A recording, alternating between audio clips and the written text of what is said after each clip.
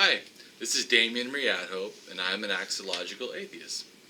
And I wanted to talk to you today a little bit about ignostic with an I, or ignostic, or igtheism, or igtheist, also both starting with an I.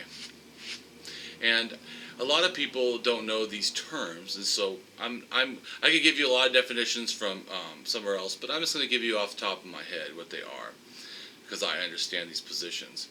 And basically it says that theological or religious ideas like God or spirit or heaven and hell or supernatural, all these things are basically ideas that don't have any meaning in the real world. And until it does, then they're rejected as not talking about anything real. Hey Damien, isn't that another way to say agnostic, or is that taking agnostic further? Well, some philosophers think that it's possible that ignostic with an I has some connection to atheism or to agnostic with an A, but really it's actually a separate position. In fact, you could be an agnostic and not actually have atheism or have agnosticism as part of it, and the fact that you could simply just reject the concept of God per se. So if someone said, is a God real, an agnostic with an I could simply just say, what is a God? And not even have to put forth a rejection position like atheism saying I reject theism. You could simply just say, what are you even talking about? You're not talking about anything coherent. There's no difference between, to me, to God, than just a label, just like, or three letters put together, Fod, Tod, Jod. I mean, in a sense, it doesn't have any substance, meaning. And how it could be understood in this position is, if you look at the natural world, where is something that you can point to where the only conclusion is magic? And since there is no source that the only answer is magic, then there's no reason for me to believe that there's a superpower magic, such as an idea of what people try to claim as a god.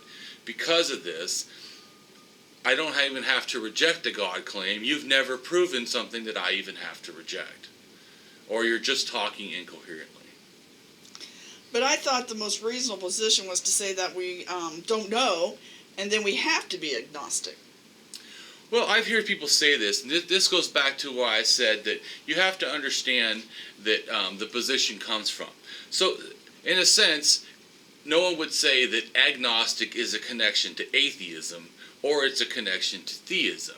It's usually stated that agnostic with an A is a connection to knowledge. Well, actually what it is actually to the skepticism of knowledge, or the ability of knowledge. So actually it's not even connected to knowledge, it's actually connected to philosophical skepticism.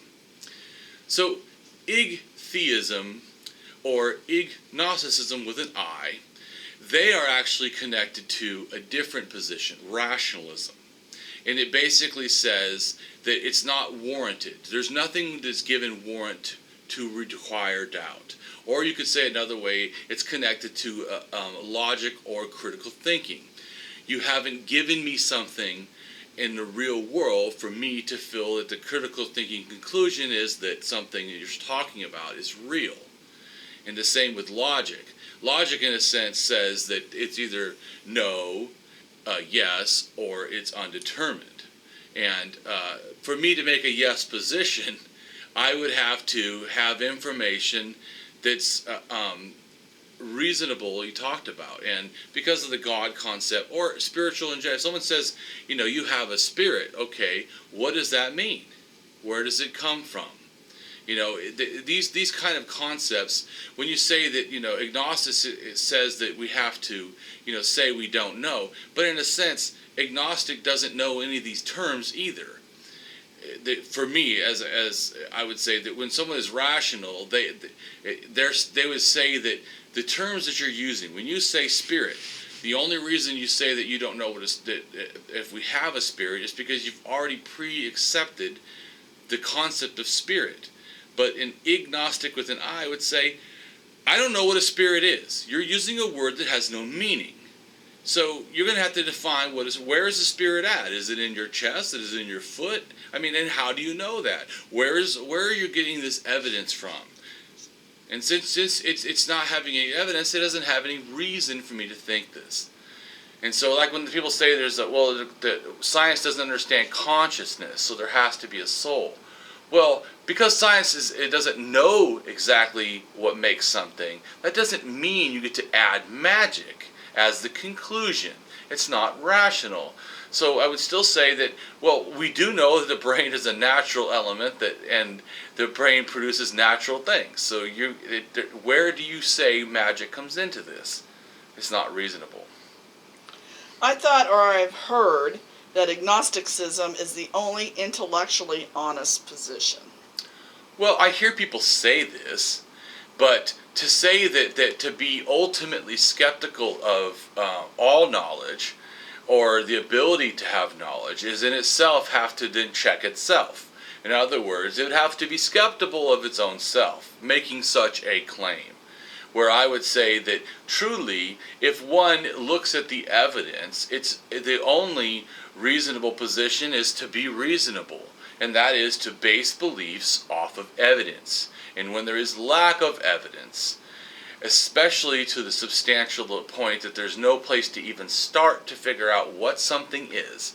So when you say there is a God, well, what is a God? What makes up that? How do you know that a God has any qualities? How do you know that? What makes that reasonable? In other words, God's like trying to build a pyramid without stones. Or not even having building plans. How do you know what a God would be to even say that we need to doubt what a God could be? You don't know anything. There is no concept of God that even knows itself. So in a sense, atheism really is an extremely rational position, where agnosticism is actually presuppositionally accepting that there could be something other than nature, which there's nothing that no natural world that even points to that possibility. So it's allowing something to be possible that there's no warrant for such a position. So I don't say that agnostics are being unrational. They're just not, to me, seeing the full picture.